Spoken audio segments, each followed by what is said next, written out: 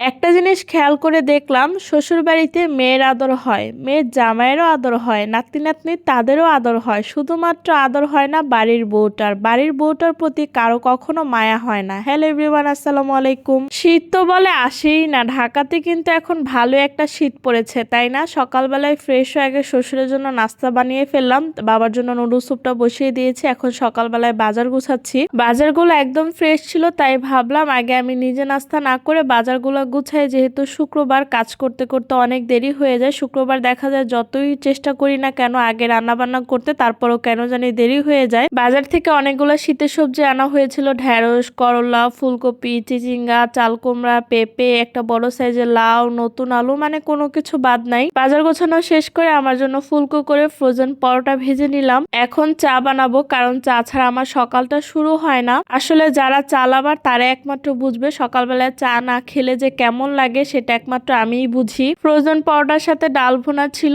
তারপর সকালবেলা চা বানিয়ে তো নাস্তা করে ফেলাম। নাস্তা খাওয়ার আগে আমি ডিম ভুনাটা বসিয়ে দিচ্ছি, নাস্তা খেতে খেতে যাতে ডিমটা সিদ্ধ হয়ে যায়। ডিম সিদ্ধ করার সময় লবণ দিয়ে দিলাম, এভাবে দিলে নাকি ডিমের খোসা খুব তাড়াতাড়ি উঠে যায়। কিন্তু দুর্ভাগ্যবশত আমি যেদিন ভিডিও করি কেন সেদিন জানি ডিমের খোসাটা ভালো করে উঠতে চায় না, লবণ দেই বা যাই দেই না কেন। আর অন্যান্য সময় এমনিতেই ডিমের খোসা উঠে যায়। তো আজকে বাইরে যেহেতু অনেক শীত, কয়দিন যাবতে অনেক ঠান্ডা পড়েছে, যার কারণে ভাবলাম একটু খিচুড়ি রান্না করি। খিচুড়ি রান্না করতে গেলে প্রশংসা তো দূরে থাক, সব থেকে বেশি কথা শুনতে হয় খিচুড়ি কেন এত বেশি ঝরঝরে হয়, আমি নরম করে কেন খিচুড়ি রান্না করতে পারি না। মানুষ ভয় পায় যাতে খিচুড়ি নরম না হয়ে যায়, আর আমি খিচুড়িতে যতই পানি দেই না কেন নরম কেন জানি হতেই চায় না, ঝরঝরে হয়ে যায়। যাই হোক, মুগ ডালটা আমি ভালো করে টেলে নিয়েছি, মানে ভেজে নিয়েছি। তারপর মসুর ডাল আর পোলাওর চাল একসাথে সবকিছু মিক্সড করে কিছুক্ষণ ভিজিয়ে রাখবো। আজকে আমি যদি খিচুড়ি নরম করে রান্না না করি তাহলে পরবর্তীতে আমাদের বাসায় খিচুড়ি রান্না করা হবে নাকি তা নিয়ে একটা সন্দেহ আছে।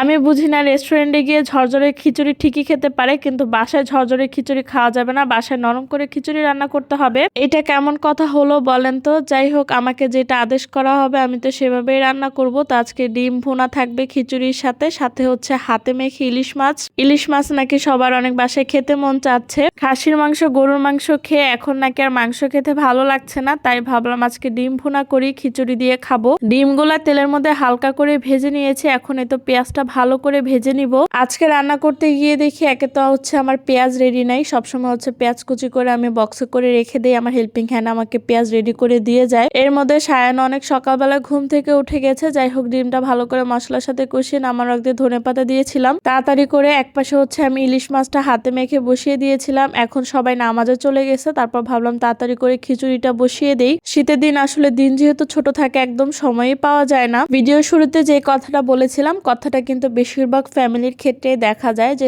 বাড়ির বউটার প্রতি কেন জানি মায়া করা হয় না, কিন্তু বিয়ের পর শ্বশুর বাড়িতে সর্বপ্রথম একটা মেয়ে তার শ্বশুর বাড়ির সব মানুষগুলাকে আপন মনে করে, যেহেতু সে বাবা মা সবকিছু ছেড়ে শ্বশুর বাড়িতে আসে। শ্বশুর বাড়িতে যখন একটা মেয়ে সংসারে আসে তখন কিন্তু সে প্রথমে বেয়াদব হয়ে যায় না, শ্বশুর বাড়ির কিছু মানুষের আচার আচরণের কারণে মেয়েটা বেয়াদব হতে বাধ্য হয়। তাই শ্বশুর বাড়িতে বউটাকে খারাপ বলার আগে শ্বশুর বাড়ির মানুষগুলোর দিকে দেখবেন তারা আসলে কেমন। যাই হোক, অনেকগুলো কথা বলে ফেললাম। আজকে হেল্পিং হ্যান্ডকে দিয়ে কিছু পেঁয়াজ কুচি রেডি করে রেখেছি, তারপর বক্সে করে রেখে দিলাম, আর রসুন কুচি রেডি করে রেখেছি। এর মধ্যে আমার শ্বশুর চলে এসেছে, তো তাকে আগে খাবারটা দিয়ে দিলাম। এখন বাবা যেহেতু রুটি খাবে তাই একটু চাল কুমড়া ভাজি করব। দুপুরে একেবারে রান্নাঘর থেকে চলে যেতে চাই, তারপরও দেখা যায় সন্ধ্যার পর আবার আসতে হয় নাস্তা বানানোর জন্য। তো রাতে যেহেতু আর ঝামেলা যাতে না করতে হয় তাই তাড়াতাড়ি করে ভাজিটা করে ফেললাম। সব কাজ শেষ করে তো খিচুড়ি আর ডিম ভুনা নিয়ে বসে গেলাম। গরম গরম খিচুড়ির সাথে ডিম ভুনা খেতে কিন্তু আজকে অনেক মজা হয়েছিল, আর খিচুড়িটাও আজকে নরম হয়েছিল। আজকে বাসার সবাই খিচুড়ির অনেক প্রশংসা করেছে। তো এই ছিল আমার আজকের ব্লগ। সবাই ভালো থাকবেন, আল্লাহ হাফেজ।